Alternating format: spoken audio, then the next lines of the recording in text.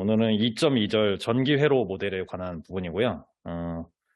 역시 지금 저희는 지금 2장을 하고 있기 때문에 어, 이제 대상 시스템만 달라지고 그거에 대한 어떤 운동 방정식을 구하는 거예요. 그러니까 뭐 전기회로의 경우에는 운동 방정식은 아니겠지만 어떤 그 회로를 묘사할 수 있는 미분 방정식을 구하는 게 이제 목적이라고 보시면 돼요.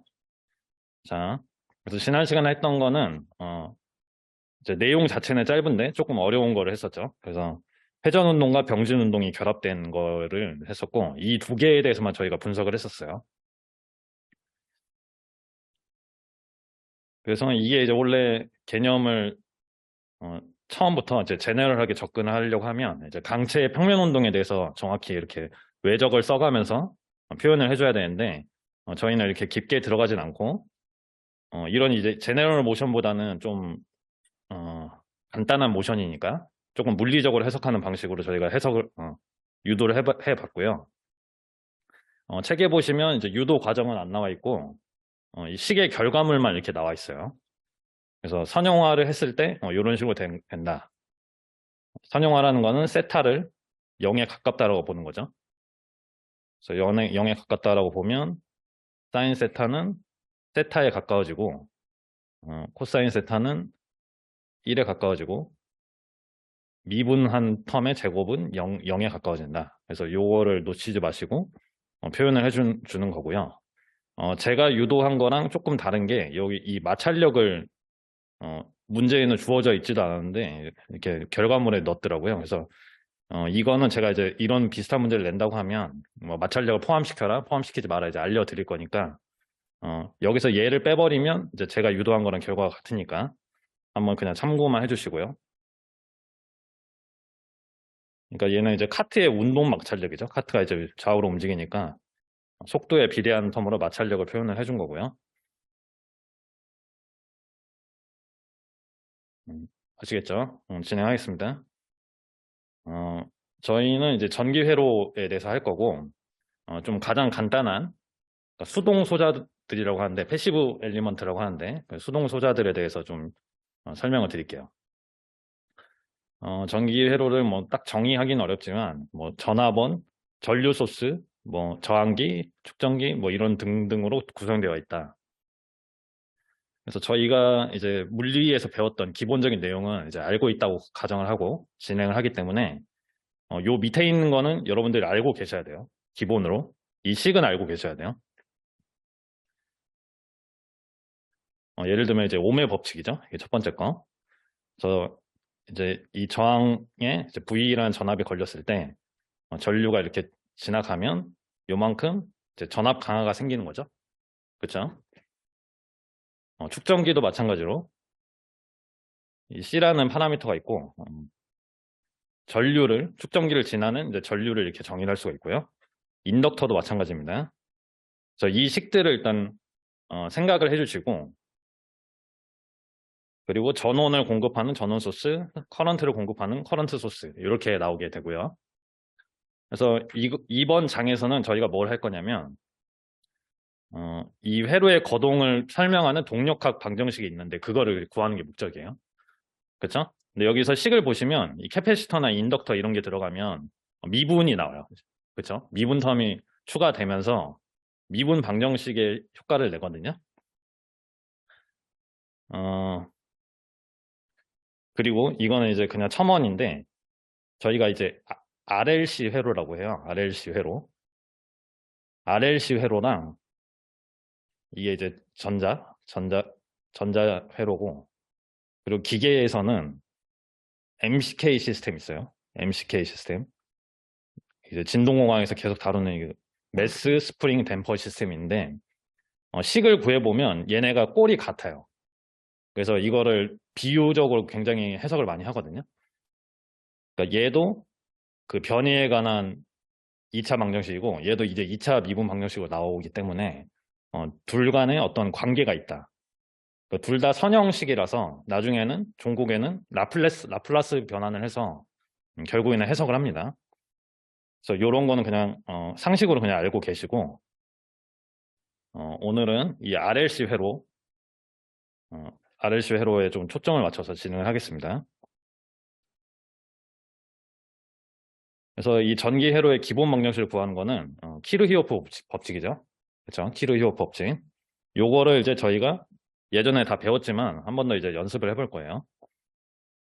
그래서 전류 법칙이 있고 커런트 로우 해가지고 KCL이라고 하고 얘는 이제 요거죠. 요게 중요한데 마디를 정해야 돼. 마디. 영어로는 노드라고 하는데 노드는 뭐냐면 이 전선이 접합하는데요. 그래서 이런 식으로 이제 문제에서 친절하게 점으로 이제 정해준 표시를 해주는 경우도 있고 어쨌거나 이렇게 3개 이상이 이렇게 분기가 돼야 돼요. 3개 이상이 분기가 돼야지 이제 마디라고 하거든요. 그러니까 예를 들면 이렇게 되는 거는 마디가 아니죠. 그냥 이게 한 줄로 가는 거기 때문에. 자, 어쨌거나 이 노드라는 게 있어요. 회로를 보면 노드라는 게 있어서 노드를 기준으로 들어오는 전류와 나가는 전류의 합이 같다는 거예요. 들어오는 전류와 나가는 전류의 합이 같다. 그래서 이 그림을 보시면 I2와 I3가 들어오죠. 그래서 들어오는 전류예요. 들어오는 전류고 들어오는 전류로 할게요. 인풋 아웃풋이랑 헷갈리니까 들어옴. 그리고 얘는 나가는 전류죠. I1과 I4는 나감. 그래서 이 식이 의미하는 게 KCL이다. 이렇게 단순하게 생각을 하시면 돼요.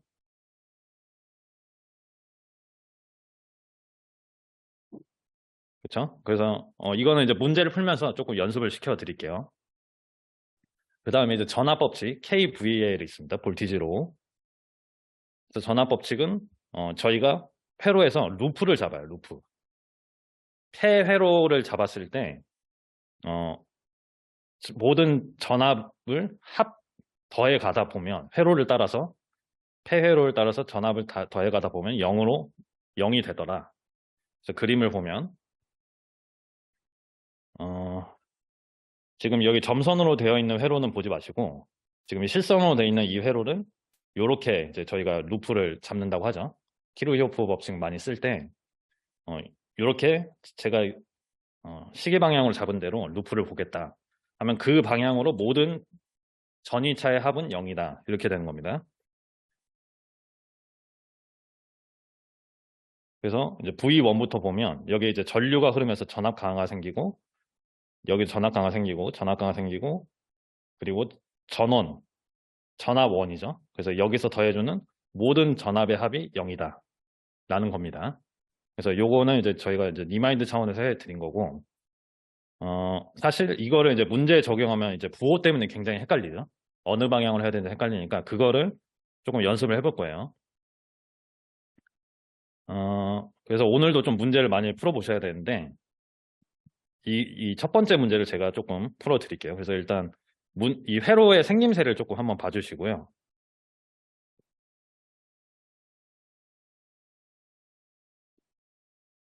자, 문제가 이게 좀 이런 식으로 이제 불친절하게 나오는데 이 회로의 미분방정식을 구해라라는 거는 이 회로의 동작을 묘사할 수 있는 이제 동력합 방정식을 구하라는 의미고요.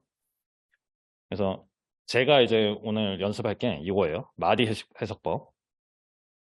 그 노달 어널리시스라고 해서 노드를 잡아가지고 해석하는 방법을 배울 거예요. 그래서 이거는 사실 여러분들이 알고 있는 거랑 같은 건데 조금 이제 형식을 정해서 이미 배우셨을 수도 있습니다.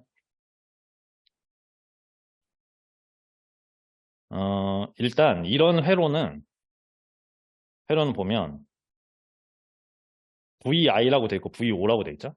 그래서 입력과 출력이 있어요. 입력과 출력. 그러니까 내가 가하는 입력이 있고 내가 취하는 아웃풋이 있어요. 그래서 이거 회로를 구성하는 목적이 여러 가지가 있을 텐데 예를 들어서 내 전압을 증폭하고 싶다. 그럼 여기에 이제 증폭 기능을 하는 어떤 회로가 구성이 되고 맨 마지막에 내가 그 전압을 취할 수 있는 V 아웃이라는 게 존재를 한다는 거죠. 그렇죠? 그래서 미분 방정식은 결국에는 입력과 출력의 관계예요. 그래서 트랜스퍼 펑션 이제 전달 함수라고도 하죠. 라플라스 변환을 하면 이제 전달 함수를 구하는데 전달 함수를 나중에 구해보면 인풋과 분의 아웃풋이 돼요. 그쵸? 그러니까 어떤 모델에 대해서 저희가 알고 싶은 거는 입력을 넣었을 때 출력이 어떻게 나오는가 이거이기 때문에 그래서 인풋 아웃풋 관점에서 항상 이제 이 시스템을 봐주시고 한번 일단 풀어볼게요. 그래서 여기 일단 번호가 있어요. 1번, 2번, 3번, 4번. 그래서 이거는 이제 친절하게 지금 처음이니까 번호를 잡아주신 건데 노드를 잡는 거예요. 노드. 그래서 제가 노드라고 하면 이렇게 3개 이상이 분기되는 지점이라고 했습니다. 3개 이상이 전선이 분기되는 지점. 그리고 노드에다가 전위를 표시할 거예요. 전위. 자, 여기 이 위치, 이 노드 위치의 전위를 V1이라고 하고 2번에 위치해 있는 전위를 V2라고 할게요. 그리고 여기를 V3. 그리고 이 4번을 V4라고 하지 않고 얘가 이제 그라운드 되어 있다고 보는 거예요. 그라운드, 우리는 상대적인 전위차만 보면 되기 때문에 일단 한번 어떤 식으로 하는지 제가 보여드릴게요.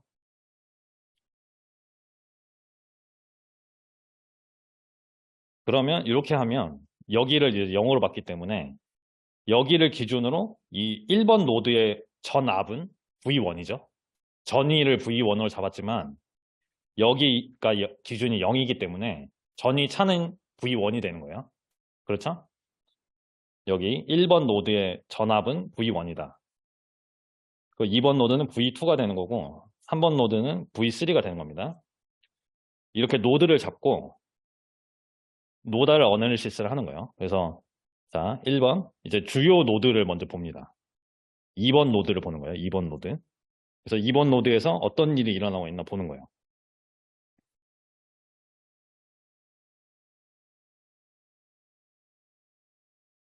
그래서 여러분들이 여기서 해야 될 거는 이제 전류가 흐르는데 전류의 방향을 임의로 잡아줘요. 여기 I1, I2, I3.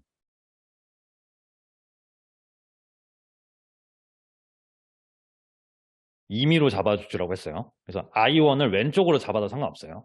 그게 이제 왜 상관없는지를 제가 2번 풀면서 한번 보여드릴게요. 그래서 노드 2에 대해서 제가 일단 그림을 잡았어요. I가 이렇게 흐를 거다. I2가 왼쪽으로 흐를 거다. I3는 아래로 흐를 거다. 그래서 노드 2에 대해서 KCL을 씁니다. 이게 이제 노달 어널리시스예요. KCL을 쓰는 거. 노드를 잡아서 KCL을 쓰는 게 노달 어널리시스다. 이렇게 보시면 되겠고 KCL을 쓰면 들어가는 전류의 합 B 나오는 전류 이렇게 되죠. 그쵸? 전류에 관해서 그냥 관계식을 쓰면 들어가는 전류의 합은 나오는 전류의 합이다. 그 다음에 내가 지금 전위차를 표현을 해줬잖아요. 그래서 I1은 뭐냐면 지금 저항 R1에 흐르는 전류예요. 전류. 그러니까 오메 법칙을 써가지고 전류는 전위가 높은 데서 낮은 데로 흐르니까 V1 빼기 V2를 R1을 나눠준 게 I1이 되는 거예요. 그쵸? 내가 잡은 방향 컨벤션에 맞게 V2-V1이 아니라 V1-V2가 되는 겁니다. 그 다음 I2. I2는 똑같은 방식으로 V3에서 V2를 빼요. 높은 데서 낮은 데로 흐를 거니까. 그러니까 실제로 이 방향으로 전류가 흐르는지 몰라요. 모르지만 내가 가정했던 그 방향으로 전류가 흐를 거라고 가정을 하고 이렇게 문자를 표현을 해주는 겁니다. 이게 이제 나가는 전류인데 캐패시터를 나가는 전류는 C1에 이 노드 2와 노드 4의 전이 차니까 V2 dt 그렇죠?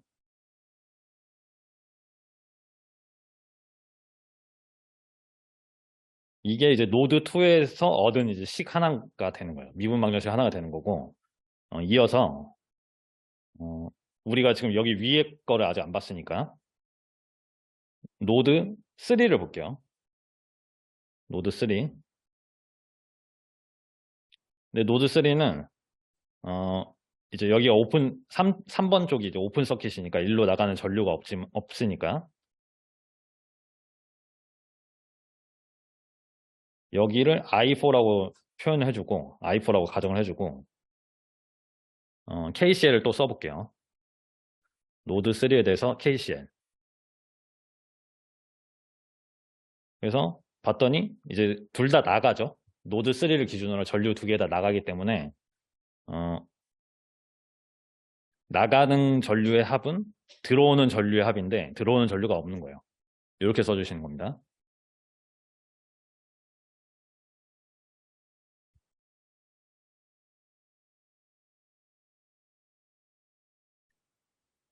어,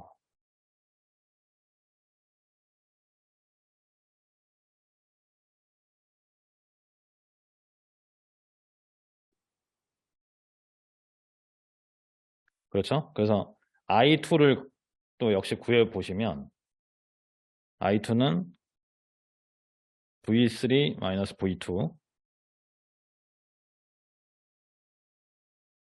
R2가 되겠죠. 그러니까 내가 잡은 I2 방향으로 되려면 V3가 전위가 높아야 되고 V3에서 V2를 빼서 R2로 나눈 게 되고, 그리고 I4는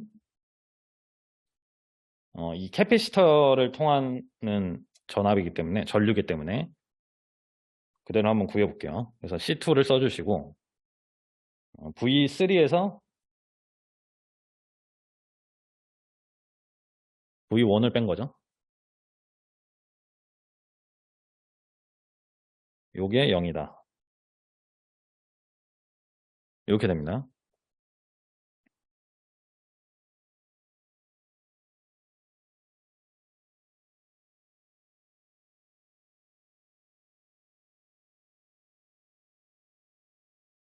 그래서 이 문제는 이게 이제 다 구한 거예요. 이 두 가지 식으로 이 회로의 모든 걸 표현을 할 수가 있거든요. 이 회로의 움직임을. 어, 그래서 원래는 이 문제가 어떻게 돼 있냐면 원래 이렇게 이제 그림이 그려져 있었어요. V1, V2, V3를 자기들이 정해줬어요. 처음 하는 거니까. 근데 제가 일부러 지웠습니다. 그거를. 그래서 여러분들이 노드를 일단 설정을 하는 거예요. 요런 이렇게 노드가 많은 애들이 나오면 기준 전위를 정하고 0으로 정하고 여길 기준으로 이제 2번의 전위, 3번의 전위, 1번의 전위, 전위가 아니라 전위 차를 이제 설정을 하는 거죠. 그래서 이런 식으로 이제 미분 방정식이 표현이 되더라 라는 거고요.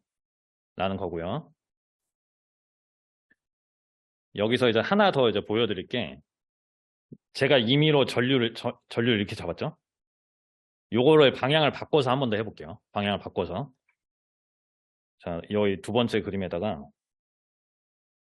자, 이렇게 한번 해볼게요. I1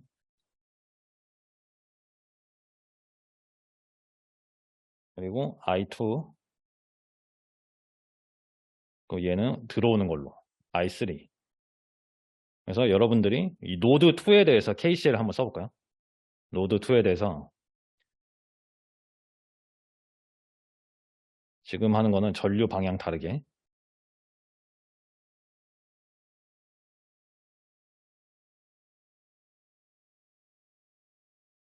다르게 가정하고 똑같이 노드 2에 대해서 KCL을 한번 써보겠습니다.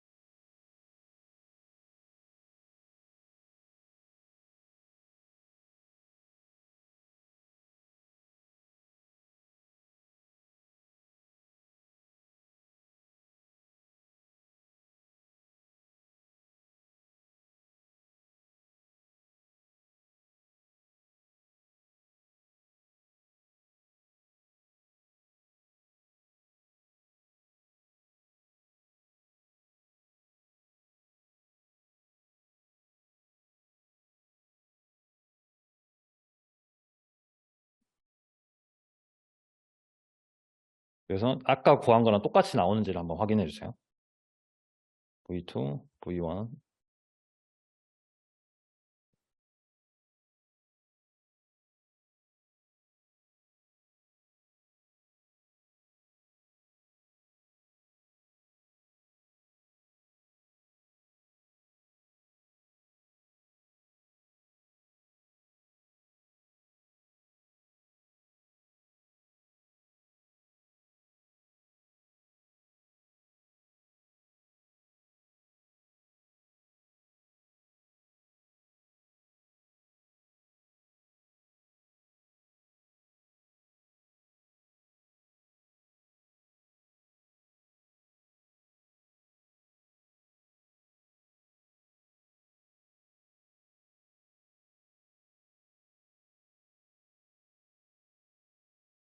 자, 여러분, 저희는 이제 지금 마디 해석법을 하고 있는 거예요. 그래서 노드를 잡아서 어떻게 했냐면 기준 전위를 잡고 여기 V1, V2, V3를 저희가 임의로 잡았습니다.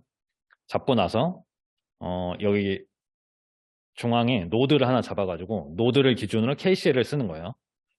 그래서 지금 일단 전류 방향을 이렇게 다르게 표현했습니다. 임의로. 그래서 나가는 전류는 들어오는 전류의 합이다. 이렇게 써주고 얘네만 잘 표현해주면 되는 거예요. 얘네만. 어, 그런데 제가 이 전류의 방향을 반대로 다른 방향으로 씀으로써 달라지는 게 뭐냐면 어, 내가 이 왼쪽으로 흐를 거다. R1을 기준으로 왼쪽으로 흐를 거다라고 했으면 얘를 표현할 때 V1-V2가 아니라 V2-V1을 해주는 거예요. 이게 핵심이에요. 왜냐하면 이 저항을 기준으로 전위가 높은 데서 낮은 데로 흐를 거니까 내가 잡은 그 방향 컨벤션에 맞춰서 이렇게 표현을 해준다는 거죠. 그리고 I2는 V3가 높다고 가정을 한 거니까 V3-V2. 그리고 I3는 얘는 0 빼기 V2죠. 0 빼기 V2. C1, D, V2. 근데 마이너스니까 여기가 마이너스.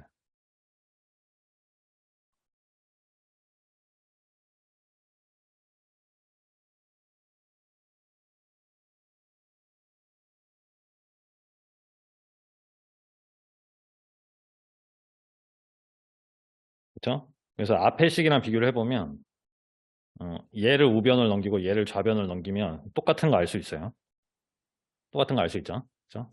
그래서 요거는 처음에 I를 잡는 거는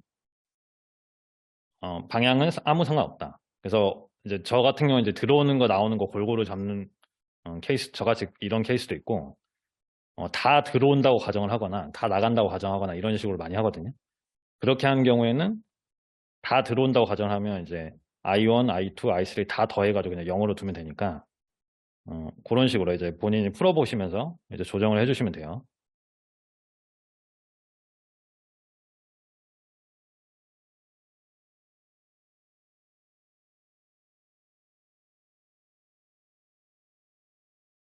이게 이제 하고 싶은 게 이제 결과는 같다.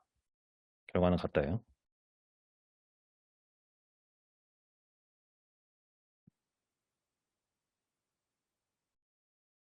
이게 정리되신 분은 다음 문제 한번 풀어볼게요.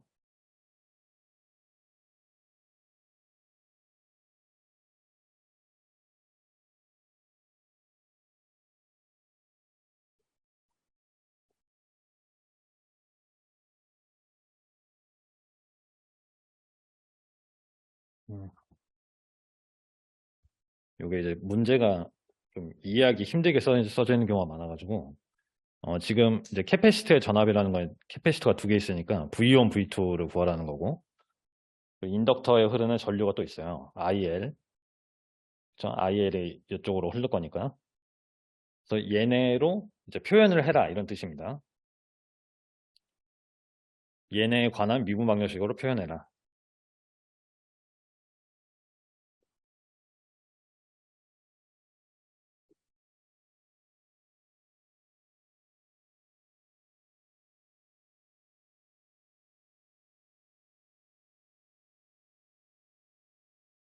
이 회로를 보시고 여러분들이 할 수 있는 걸 한번 해보는 거예요. 식을 한번 세워보세요. 법칙을 배운 게 있으니까.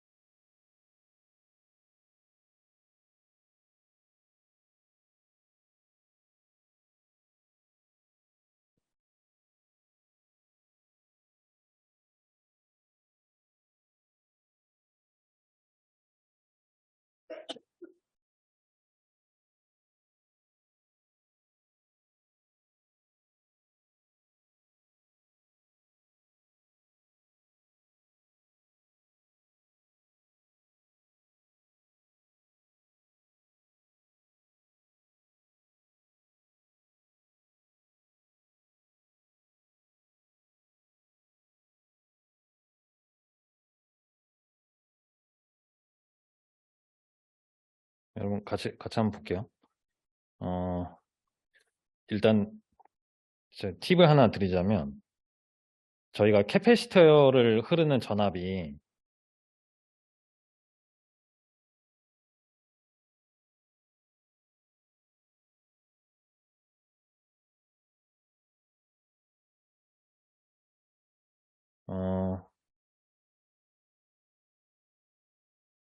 캐패시터를 흐르는 전류가 이렇게 표현이 되고 인덕터에 흐르는 인덕터에 걸리는 전압이 이제 전류의 미분텀으로 표현이 되죠.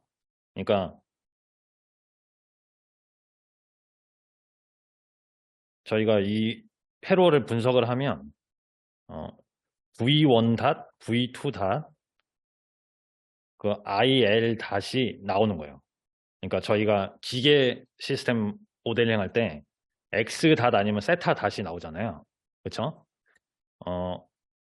이 RLC 회로에서는 이 미분 방정식의 역할을 하는 이 닷텀을 만들어낸 애들이 인덕터랑 캐피시터이기 때문에 여기서 이제 미분 방정식이 하나씩 나오겠구나 이렇게 일단 예측을 하는 거고요.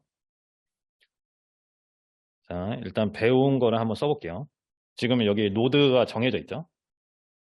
I1, I2, I3 얘가 이제 정해 놓은 거고 I3의 V를 0으로 잡아준 거예요. 얘가 기준을.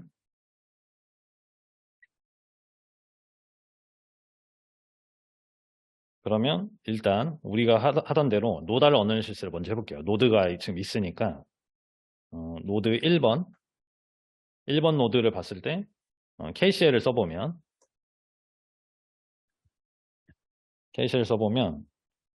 이 전류원이 있어요. 그래서 전류원은 이제 무슨 일이 있어도 이 선에는 IT만큼 이제 전류가 흘러야 된다는 거니까 IT가 들어가고 나오는 애가 IL, I1이 되는 거예요. 방향을 정해줬죠. 그래서 그대로 써주세요. IT는 IL 플러스 I1.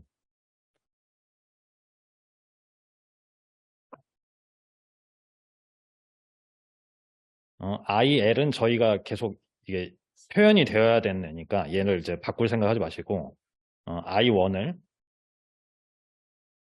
지금 저희가 갖고 있는 소자식을 가지고 이제 표현을 해줘야 돼요. 그래서 여기가 지금 V1이니까 그리고 여기가 V2죠. V2.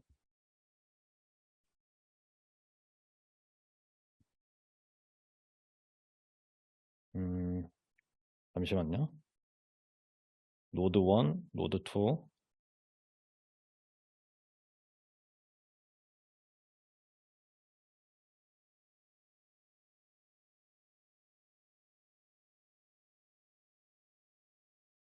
여기를 구해볼게요. I1을 표현해볼게요. I1은 V1에서 V2를 뺀 거죠. V1에서 V2. 지금 제가 아까 푼 거랑 좀 다르게 나와가지고 일단 지금 다 새로 풀어서 한번 해볼게요. 그리고 C1. 그쵸? 이렇게 표현을 해주고 그러면 이제 지금 미분 방정식이 하나 나온 거예요.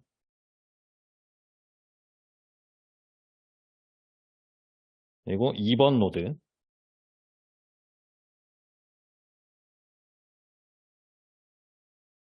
KCL 또 써봅니다. 2번 노드 여기 지금 4개가 만나는. 그래서 위로 들어오는 애가 IL이 있고 위로 들어오는 IL이 있고 그리고 밑으로 I1이 또 들어오죠. I1이 쭉 따라가지고 I1이 또 들어오니까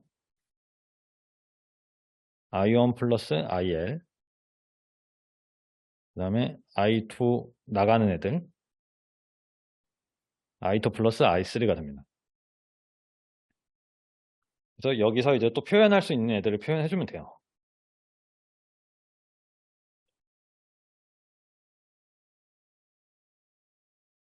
I2 같은 경우에는 지금 오른쪽으로 캐피시터 쪽으로 가니까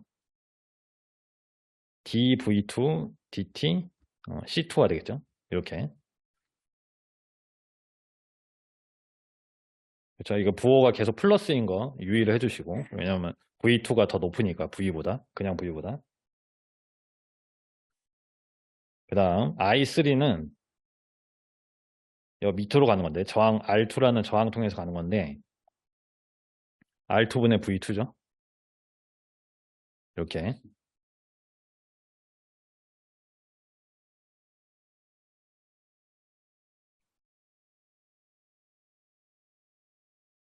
그 다음 지금 저희가 한 식이 더 있어야 돼요. 지금 미지수 3개가 있기 때문에 한 식이 더 있어야 되는데 지금 노드는 이제 분석을 다 했고 KVL을 써볼게요. 요 방향으로. 요 방향은 KVL.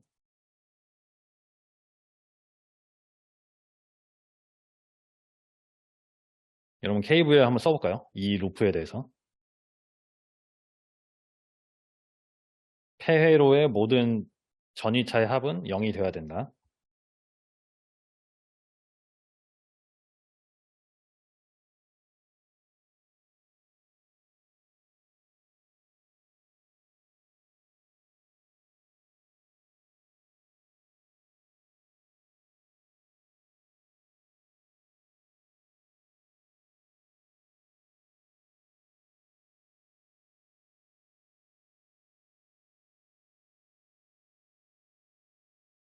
요거를 저 변수대로 써준다면 이렇게 표현이 됩니다.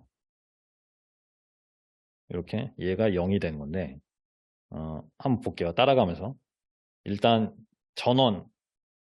전원을 지나면 이제 전위차가 증가하니까 저는 이거를 이제 플러스로 보거든요. 전원을 지나갈 때 플러스라고 하고 그리고 저항이나 이제 이 수동 소자들을 지날 때는 전압 강화가 생기는 거예요. 전압 강화. 전류가 이렇게 흐르면 IL 곱하기 R만큼 여기에 전압 강화 생기고 그리고 인덕터에 걸리는 이제 전압도 있죠. 걔가 DIL DT. 그래서 이게 0이 나옵니다.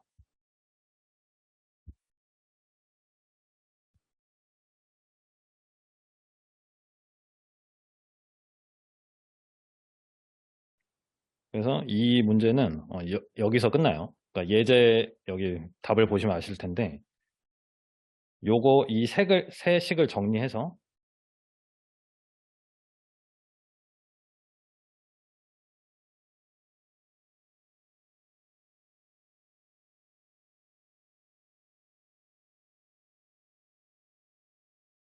요렇게 제가 말씀드렸다시피 IL의 닷, V2의 닷, V1의 닷으로 이제 표현을 할 수가 있는 거죠. 그래서 이게 적절한 이제 파라미터 값이 주어졌다 하면 요 회로의 동작을 이 세 개의 식으로 모두 표현을 할 수가 있는 거예요. 3차 미분 방정식으로. 이걸로 정리하면 이제 답이 되는 건데 그 정리까지도 안 했습니다. 거의 예제 답에서도. 그래서 이런 식으로 이제 KCL, KVL 쓴다라는 거를 조금 익혀주시면 될 것 같아요.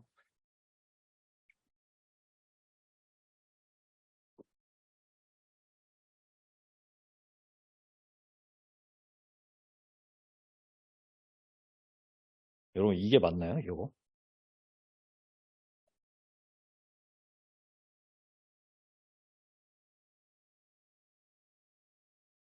지금 봐서는 맞는 것 같은데. 일단 넘어가고 제가 한 번 더 검토를 해볼게요. 됐죠? 넘어가겠습니다. 이거 문제를 또 넣었네. 요거 쉬운 거니까 여러분 한번 연습 삼아서 한번 해볼까요? 요것도 제가 추천 연습 문제에 넣겠습니다. 이런 22.17 이런 문제들.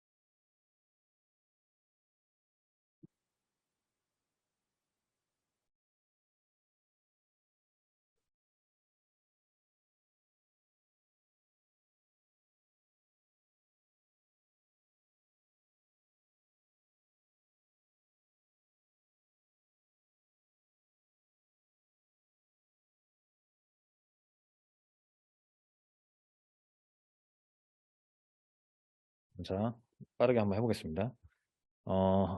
이게 지금 문제들을 보면 미분 방정식 구하고 트랜스퍼 펑션을 다 구하라고 써 있어요. 그래서 제가 얘네 이제 라플라스 변환을 해야 되는 건데 그 3.1절에 이제 라플라스 변환에 관한 내용이 있어서 그때 일단 가르쳐 드리려고 하거든요. 지금은 일단 연습 삼아서 해볼게요.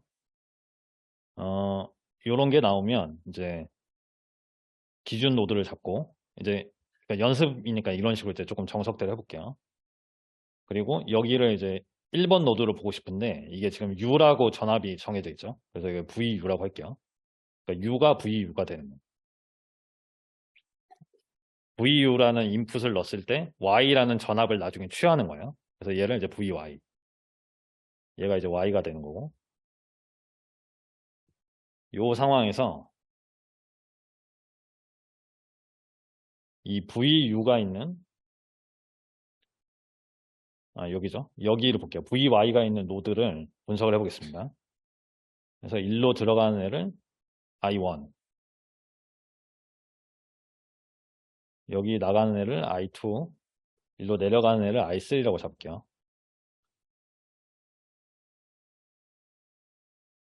그렇죠? 그래서 요거에 대해서 이제 KCL 씁니다. KCL. 이게 노달 어널리시스를 계속 하고 있는 거예요. 그래서 들어가는 애는 나오는 애다. 적어놓고 이제 식으로 표현만 해주면 돼요. 자, I1은 여기가 이제 전위가 높다라고 보는 거니까 내 방향 컨벤션에서는, 그리고 여기가 이제 VU니까, 얘가 VU니까 VY 이렇게 해주고 쭉 적어볼게요. 그리고 I2는 캐패시터를 흐르는 전압이니까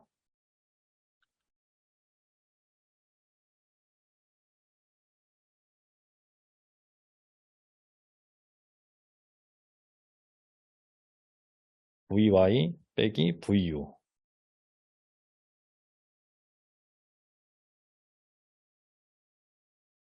그쵸? 그 다음 I3는 이제 밑으로 I2를 통해서 내려가는 거니까 VY를 R2로 나눠준다. 이렇게 되는 거고요.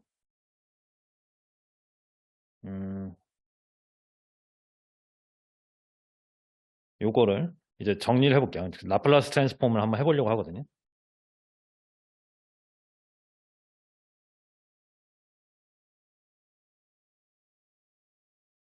그리고 이제 헷갈리니까 얘를 VY 닷 빼기 VU 닷으로 놓을게요. 시간에 대한 미분이니까 이렇게 합니다.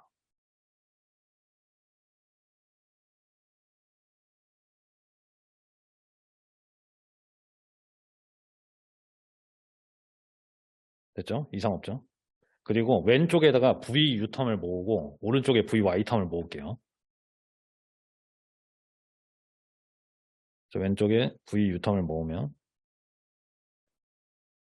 다시 있고 R1분의 VU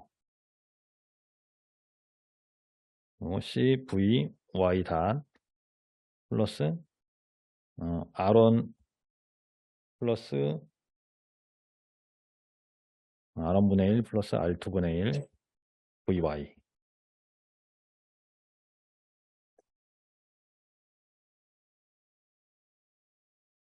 여기에 양변의 라플라스 변환을 하면 어떻게 되죠? 양변의 라플라스 변환을 하면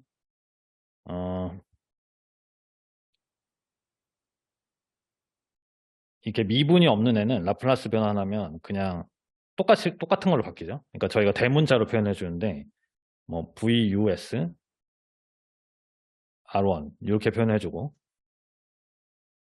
그냥 대문자로만 써줄게요. S는 표현 안 하고. 근데 이제 시간에 대한 미분애를 라플라스 변환했을 때는 S가 튀어나와요. 이렇게.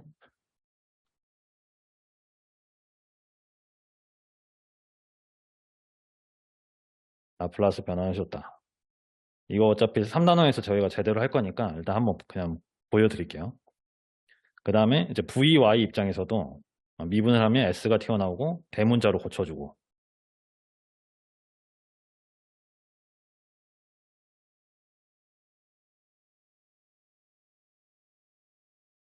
대문자로 고쳐주고 이렇게 됩니다.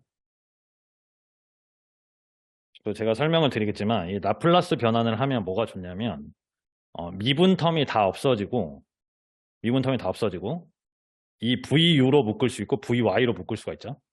그래서 이게 이제 대수적으로 계산을 할 수 있게 된다 이렇게 표현을 하는데 저희가 이제 방정식 풀듯이 VU나 VY 이렇게 미분 텀을 다 없애고 묶을 수가 있는 거예요. 묶어서 이렇게 쉽게 표현할 수가 있습니다. 전달함수는 이게 트랜스퍼 펑션인데 지금 문제에서 구하라는 전달함수는 뭐냐면 인풋분의 아웃풋이에요. 요게 여기서는 S를 표현해 줄게요. 지금 이게 제가 소문자 대문자를 구분 안 하고 거의 쓴 것처럼 보여서 얘가 CS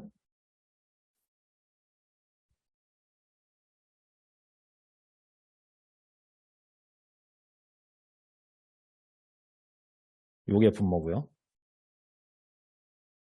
분자는 CS R1 이렇게 됩니다. 그래서 이거가 이제 전달 함수가 되는 거예요. 3단원부터는 이 전달 함수를 구해서 되게 분석을 많이 할 거거든요. 그래서 라플라스 변화는 일단은 할 줄 알아야 됩니다. 간단한 거는 할 줄 아셔야 전달함수를 구할 수가 있으니까.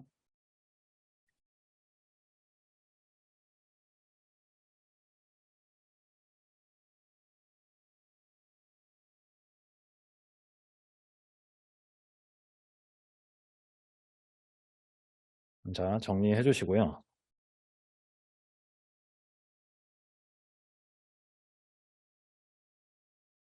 일단 넘어가겠습니다. 오늘 하나 배워야 될 게 있어가지고 요거예요. 그 OPM프라는 거를 한번 저희가 분석하는 걸 배워야 되는데 연산 증폭기라고 해서 혹시 OPM프 못 들어보신 분 있나요? 처음 들어봤다. 이거 어디서 배우나요? 어디 과목에 있나 이게 OPM프가? 없어요? 없는데 들어봤어요? 이게 아마 그 3학년 그 전기전자국 그 나영진 교수님이 하시는 수업 있죠. 거기에 아마 기말고사 범위에 있더라고요. 그래서 그때 아마 제대로 배울 건데 이제 전자과로 치면 이제 회로 이론에 나오는 내용 중에 하나예요. 그래서 요거 정도는 이제 간단하게 그러니까 분석은 되게 쉬워요. 쉬워서 그거를 이제 배워서 한번 적용을 해볼게요. 연산 증폭기는 뭐냐면 사실 이게 있는 그대로 해석을 하면 그러니까 연산을 하기 위한 어떤 증폭을 해주는 애다 이렇게 생각을 하면 돼요. 그래서 입력과 출력을 있을 건데 얘가 이제 전압이에요. 입력과 출력이 이제 전압인데 입력 전압을 줬을 때 어떤 회로를 통해서 이제 출력 값을 내가 취하는 애가 있는 거죠. 그래서 얘네 사이에 어떤 함수 관계를 가지고 있어서 연산을 수행할 수 있다. 연산을 수행할 수 있다. 예를 들면 덧셈 연산을 할 수도 있고 아날로그 회로를 구성을 해가지고 덧셈 연산을 할 수 있고 미분을 할 수도 있고 적분을 할 수도 있어요. 그래서 내가 입력 전압을 넣는데 얘를 시간에 따라 적분을 해주는 적분기를 만들 수도 있어요. 출력 전압을 계속 재보면 적분한 값이 나오도록 내가 아날로그 회로를 구성을 할 수도 있는데 그 구성을 할 때 이제 반드시 필요한 게 이 연산 증폭기다. 이렇게 해서 생각을 해주시면 됩니다. 그래서 실제로는 뭐 이런 식으로 생겼어요. 이게 제가 인터넷에 있는 거 가져온 건데 그래서 이런 애들을 이제 뭐 저희가 이제 빵판 브레드보드나 이런 데 꽂아가지고 입력을 넣는 데가 있고 출력을 저희가 취할 수 있는 데가 있어요. 그래서 실제로 사용은 이런 식으로 하고 있고 요거를 저희는 이렇게 그림을 그려서 이해를 하죠. 등가 회로를 그려서 저희가 이해할 수 있는 이 수동 소자들로 표현을 합니다. 그리고 요거를 이제 기호를 이런 식으로 써요.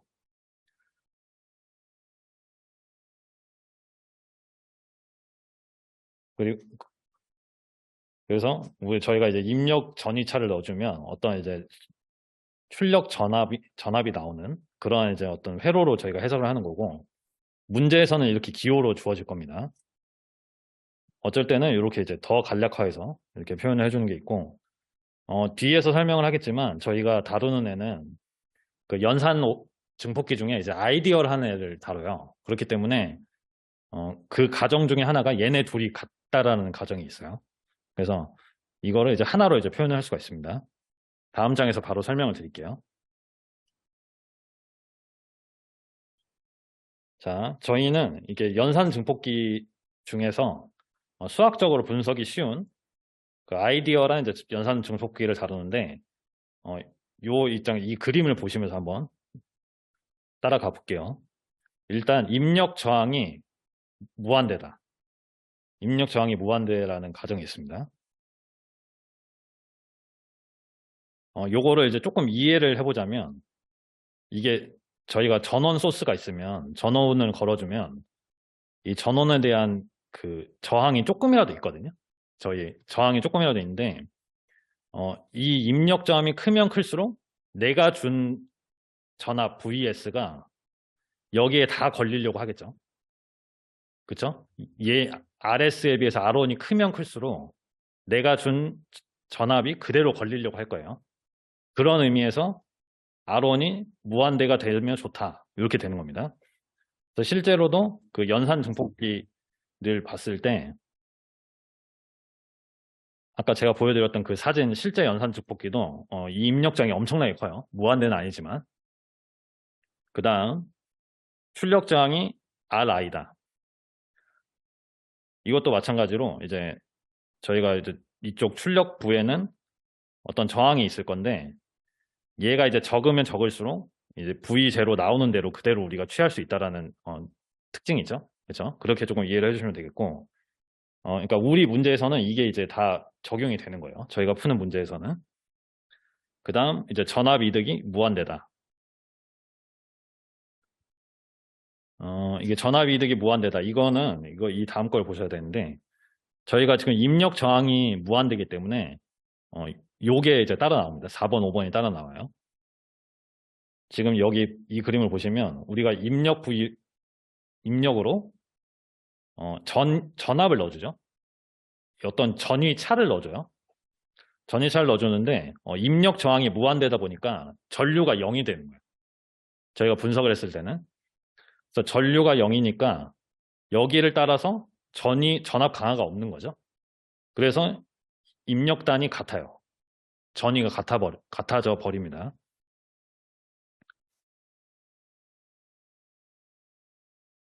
그래서 이 입력단의 전위차가 같아져 버림으로써 얘가 이제 무한소가 되니까 어떤 출력값이 의미 있는 값이 나오려면 A가 이제 무한대가 돼야 되는 거예요. 그러니까 이런 개념을 좀 생각해 주시면 좋겠고 이 일련의 이 가정들은 다 이제 분석을 위한 거예요. 그래서 이렇게 가정을 하고 분석을 해도 실제 시스템과 유사하게 분석이 되더라. 이렇게 생각을 하시면 됩니다. 그래서 뒤에서 문제를 풀어보시면 알겠지만 이 가정 때문에 OPM프가 있으면 엄청 쉬워져요. 회로 분석이 훨씬. OPM프가 없을 때보다 오히려 쉬워집니다. 그래서 요 그림이랑 요 가정을 한번 생각을 해주세요. 그리고 이제 연산 증폭기가 있는 회로에서도 저희가 KCL, KVL을 계속 쓸 겁니다. 자, 그래서 제가 이어서 이제 문제를 한번 풀어보고 여러분들이 한 문제 풀어보고 이제 마무리를 할게요. 제가 이거 한번 풀어드리겠습니다. 일단 요런 이제 연산 증폭기가 있는 문제가 나오면 자 여기 있죠. 입력단. 여기가 이제 저희가 배운 가정을 다 쓸 수 있는 데죠.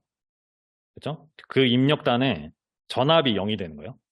전압이 0이 되고 글로 들어가는 OPM프로 들어가는 전류가 0이 되는 겁니다. 그래서 여기다가 이제 저희가 노달 어널시스를 해본다고 하면 자 이게 I 아웃이죠. 오른쪽에서 그대로 오니까. 그리고 이게 I1 그리고 I2가 되죠. 밑에서 똑같이 나오고 있으니까. 그리고 여기를 저희가 V3라고 정의를 할 건데 얘가 0이라는 거예요. 아이디얼 증폭기니까. 그래서 KCL을 써보면 엄청 간단해집니다. I1, I2 들어가는 애가 원래는 여기에 이제 I3가 있다고 보는 건데 얘가 0이라는 거예요.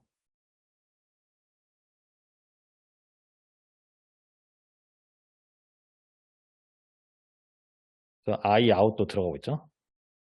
얘가 I3인데 얘가 0이다. 왜냐하면 아이디얼 OPM프니까. 이렇게 이제 이유를 생각해 주시고 그러면 이제 구하면 되겠죠. 그래서 I1을 봤더니 V1에서 0을 뺀 거예요. 그게 이제 R1에 걸리면서 이제 전류를 만들어내고 있고 I2도 V2에서 V3를 뺀 건데 V3가 0이니까 이렇게 되고 마지막으로 여기 이제 Vout에서 또 0을 뺀 게 이제 RF에 걸리면서 만들어내고 있다. 그래서 요거를 정리하면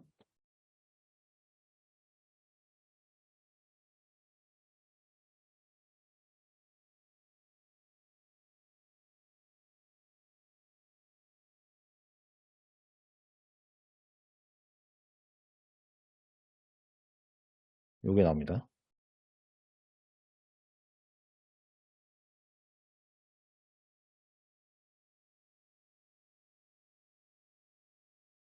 그래서 이거를 지금 문제를 보시면 이 제목이 합산 연상 주폭기예요. 그래서 지금 입력값을 내가 V1, V2를 줬는데 내가 R1, RF는 저희가 설계를 할 수 있는 애니까 얘를 잘 설계를 하면 덧셈을 할 수 있는 애로 만들겠죠.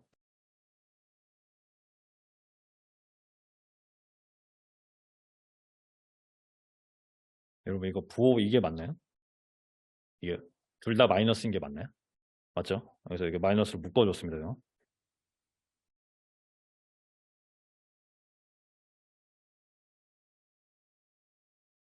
자, 같이 한번 보겠습니다. 어, 이제 OPMF가 나오면 이제 문제가 엄청 쉬워진다는 걸 아실 수 있어요. 그러니까 여기를 사실 제가 이제 노드를 잡아서 하고 싶은데 이 오른쪽으로 나가는 전류가 없기 때문에 사실 노드로 볼 필요가 없는 거죠. 그래서 이렇게 해볼게요. 얘를 이제 I1이라고 하면 I1과 Iout을 더하면 0이다. 이걸로 바로 갈 수가 있는 거예요. 여기에 지금 오른쪽으로 나가는 애가 없기 때문에 그냥 I1이 흘러서 위에까지 가는 거예요. 그래서 요 식을 정리하면 그냥 바로 답이 됩니다. 그래서 요거를 적어볼게요.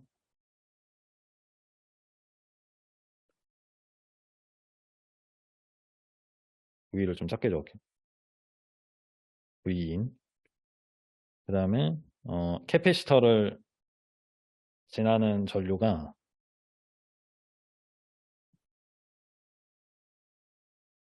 DT 그리고 C 얘가 0이다.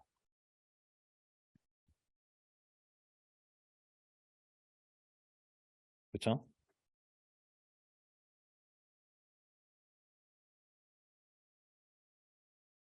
그래서 이거를 그냥 사실 전달함수를 그냥 바로 구하면 되는데 한번 그냥 적분을 한번 해볼게요. 그러니까 의미를 파악하기 위해서 V 아웃으로 정리한 다음에 T에 대해서 한번 적분을 한다고 생각해 볼게요. 그러면 이제 V 아웃에 대해서 정리를 해보는 건데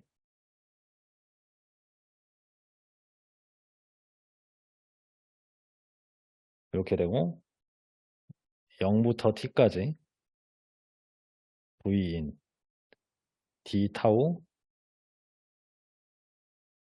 플러스 어떤 상수 C 프라임이 될 건데 적분 상수 얘는 뭐냐면 V 아웃의 초기 값이 됩니다. 나중에 구해보면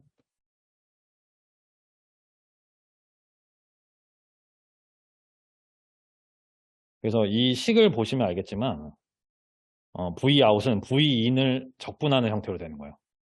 그래서 이게 이제 적분기예요. 적분기. 내가 어떤 적분이라는 연산을 구현하고 싶을 때 아날로그 회로로 구현을 한다 그러면 RC 회로에다가 OPM프를 이렇게 달면 적분을 해준다는 거예요. 알겠죠? 그래서 이게 이제 적분기의 역할이라는 걸 저희가 이제 수학적으로 이제 표현을 해준 거고, 저희는 이제 전달함수를 구해야 되죠. 전달함수.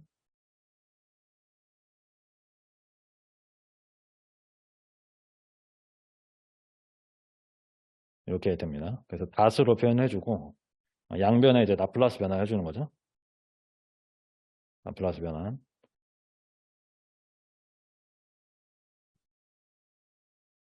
V인 크게 써주시고, S라고 표현해주고, 그 다음에 C는 붙어있고, S가 튀어나옵니다. 미분 텀이니까. 이렇게. 그래서 정리를 하면, V 아웃은 S 도메인으로 표현을 해보면, 그러니까 이 V인분의 V 아웃으로 표현하는 게, 그건데, 그렇게 표현을 해볼게요.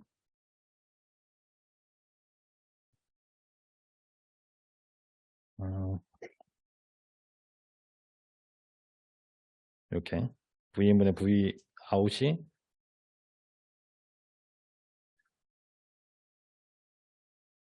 앞에 상수가 하나 붙어 있고 S분의 1이 된다. 그래서 아시는 분은 아시겠지만 적분을 하면 S분의 1이 튀어나오죠. 미분하면 S가 튀어나오고. 그래서 이거 얘는 적분기이기 때문에 V 아웃이 V 인을 적분한 결과이기 때문에 S분의 1이 튀어나오는 형태로 나온 거고, R 인과 C는 저희가 이제 설계할 수 있는 회로 파라미터죠. 이런 식으로 이제 적분기를 설계를 할 수 있다. 이렇게 정리를 해주시고, 뒤에 문제는 연습 문제니까 한번 시간 나실 때 한번 풀어 보실게요. 뒷장부터는. 그래서 정리해 주시고 질문 없으시면 마치겠습니다. 고생하셨어요.